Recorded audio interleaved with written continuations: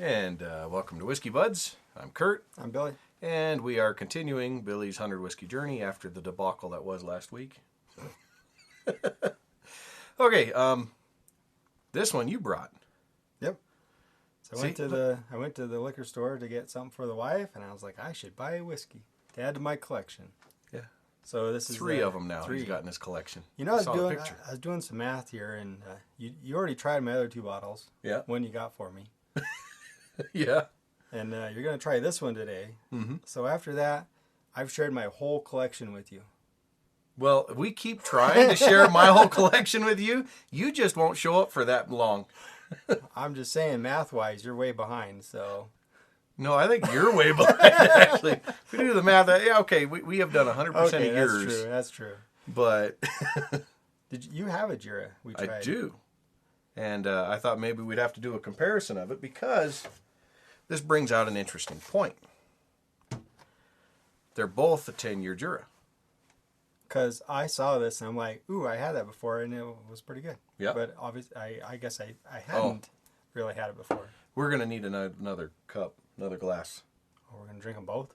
Well, we got to do a side-by-side comparison. Okay. Okay, before we go grab the glasses, let me explain to you real quick and to anybody watching. Jura the Origin was the old 10-year Jura.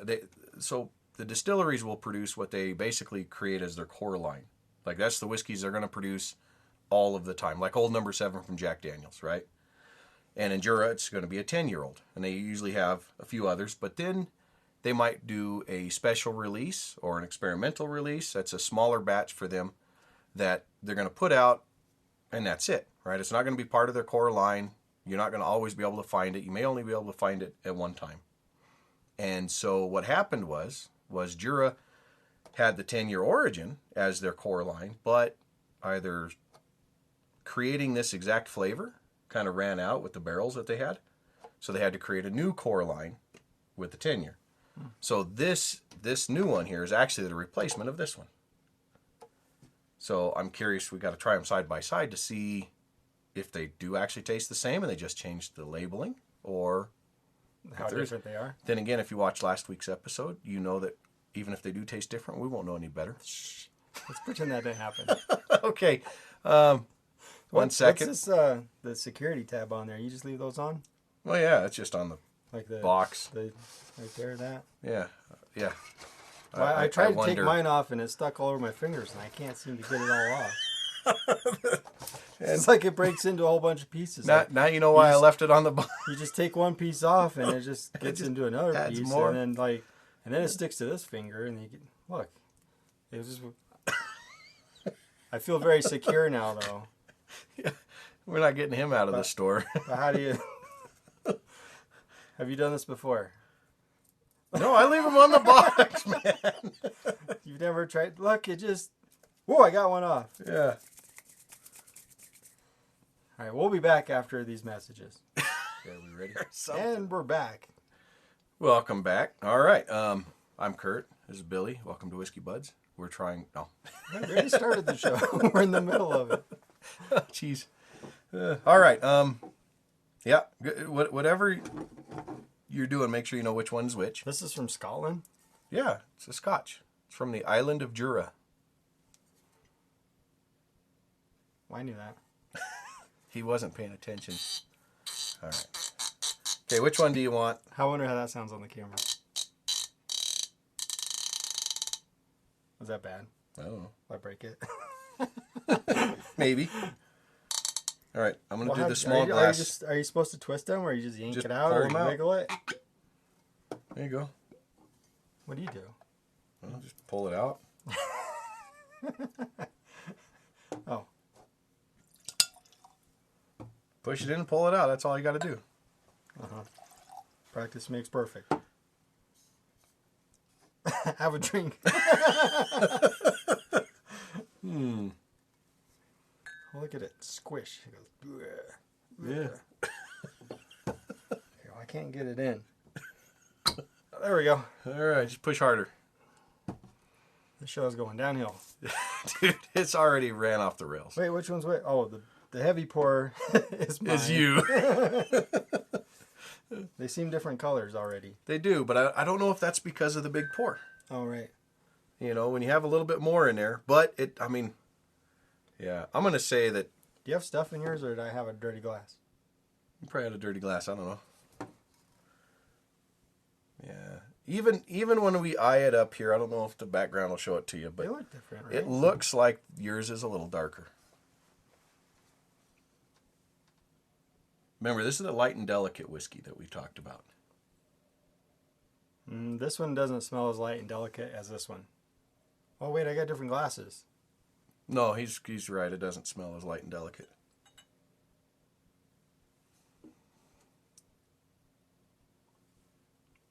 I wonder why they don't make the glasses with the nose shape so your nose fits in there better. Because we all have different sizes of noses. My glass would be bigger than yours. Oh. Which one do we drink first? Probably the new one, huh? Yeah, I think the new one, and then we'll compare it to the old one. So already the newer looks darker. It definitely has a stronger flavor. Okay. Or scent, I mean. This is what it says. A touch of peat brings a rich and rounded balance of subtle, smoky notes with a sweet sherry cask finish. It is warm in color with aromas of fruit, cracked pepper, and dark chocolate, and flavors of nectarines, ginger, and freshly ground coffee. Well, they crammed a bunch into there. What's this one say? Distilled, aged, and bottled in Scotland. Done. That's all it is. Yeah. You don't need to know. Just drink it. Okay, that's probably the big, like, scent difference is the peat. I doubt this has any peat in it. This has peat, sherry, pepper, chocolate, nectarine, ginger, coffee. Well, remember, your Bowmore 15 also had peat and sherry. It's through the kitchen sink in that one. I'm drinking.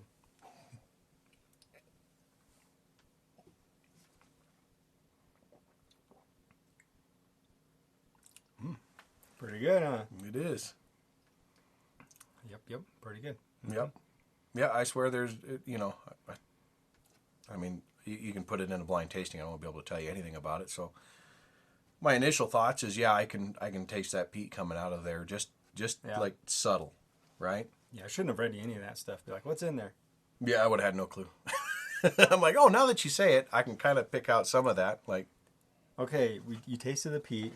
Now take a sip and try to pick out the ginger.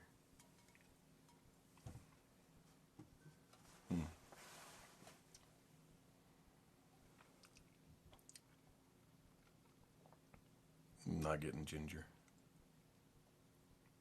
Maybe it's more subtle than I can pick up. Maybe the ginger adds that little bit of kind of bitterness. I'm not really getting any bitterness. Well, it's just a tiny bit. Yeah, well, that's what I was wondering, if maybe it was too subtle for me to actually pick up on. How about chocolate with pepper on it? Pepper chocolate? Doesn't sound very good. How about... There might be a bit of a chocolate note in there. How about coffee?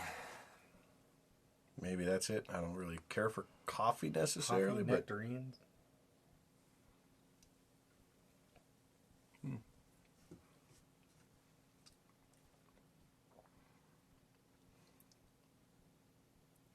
There's a lot going on in there.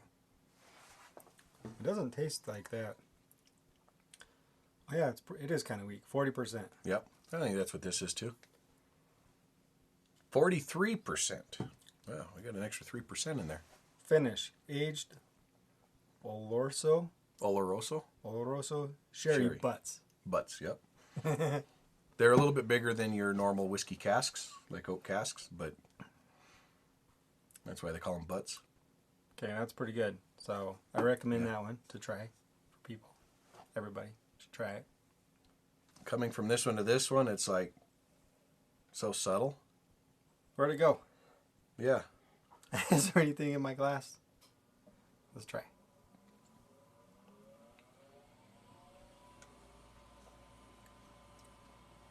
Lame. I don't think it's lame. That's very pleasant. But it is exactly what we said in that thing. It is light and delicate. It really is. Okay. Now I can try it. Yeah.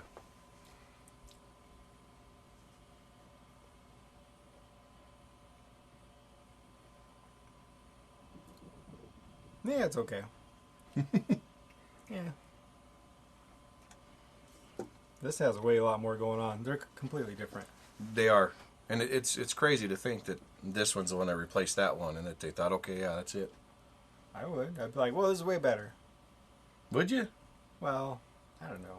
It depends. Like, for me, it depends on the mood, because I would easily drink either one of them. That's true.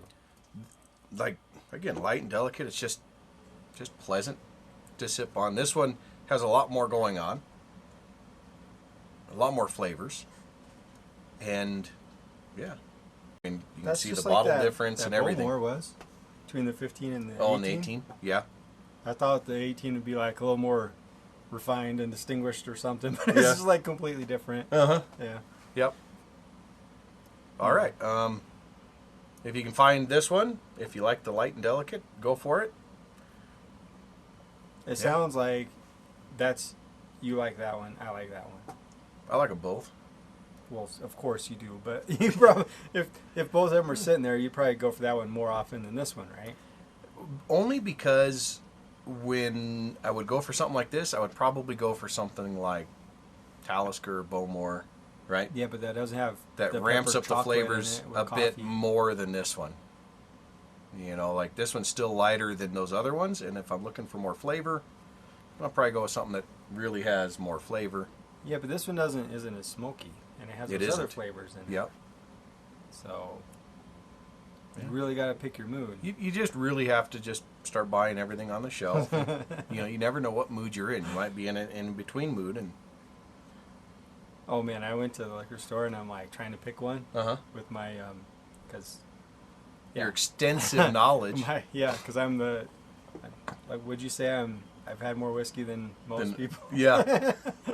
Well, I didn't feel like it at the liquor store. I'm like, I'm looking at stuff. I'm like, that's Canadian whiskey. Don't want that.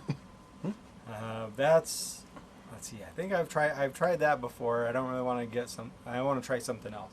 Yeah. And well, I don't know. I didn't really see anything that looked like you should buy it. Huh? Looked good. Yeah. Yeah. Until I saw this, I was like, Jura. Oh, Jura. And then I read it. You know, like what does it say on the front of this thing? It says, a rich and rounded balance of subtle smoky notes with a sweet sherry cask finish. 10-year. I was like, yeah. Sounds good. And it comes in this nice tin. Yeah. So like can't go wrong with that, right? You would think. Yeah. So then I tried it. I had one glass before the other day before this. And I was like, hey, it's pretty good. I did good. I was all proud of myself. Yeah. See? Yeah. He's even able to go to the store, and now he's starting to like, all right, now, you know. And that, when you go to the store, you kind of want to know that you're going to actually enjoy the bottle you buy, right? Yeah, but there was this Canadian hunter there, and I was like, I should take that for their show. Oh, then I was like, no, I got to fight the urge. Let me buy something good that I'll actually bring to the show. Like, you gotta, drinking. Yeah, I mean, you got to admit that from the early days, he is stepping up his game for the whiskeys he does bring. After the Balvenie, and now there's Jura. I like what else did you bring? Well, you brought those ones from Vern. You know, the Glenfiddich, which we didn't care necessarily for a whole lot. It was so-so, well, right? It didn't smell good, but it didn't taste bad. That bad. Yeah. And it was kind of good after. After a little bit. Yeah, it was interesting. Yeah. And then we'll try the other one next week, so... Yeah. Yeah. All right. We're just rambling now. So, shut us off and go watch something else that's actually interesting or educational. The next episode. Or the previous one. If or it's the out first by one, the time. because that's just out of control. Yeah, actually, if you go back and start watching like where we started at, you'll notice that Billy is coming along pretty nicely. Yeah, because I don't get the whiskey I'm still pretty face much the same anymore. And he's actually like... His first episode, I would be like, yeah, what are you doing to me? The first 10 episodes? Yeah, like, 20. Why would you drink this? Yeah. And now he's like, look what I bought at the store. This was actually really good. Yeah, well, don't get too excited. It's only my third bottle. 3 bottles already. And they're nothing he already tried before this show started. All right, and 2 bottles were bought for him. Yeah, well, I have to pay more attention now because next time I go to the store, I'm going to be better informed, so I'll be like, Yeah. yeah. It'll just slowly work on, and before long, we'll be like the other channels that have like, you know, the whiskeys behind it, and it'll be like your whiskeys and my whiskeys, and then, you know. All right. Good. Yeah. Again, we're just rambling. And then send in your whiskey, and we'll put it behind us too. Yeah. Send us all the bottles you want to send us. Doesn't matter if it's.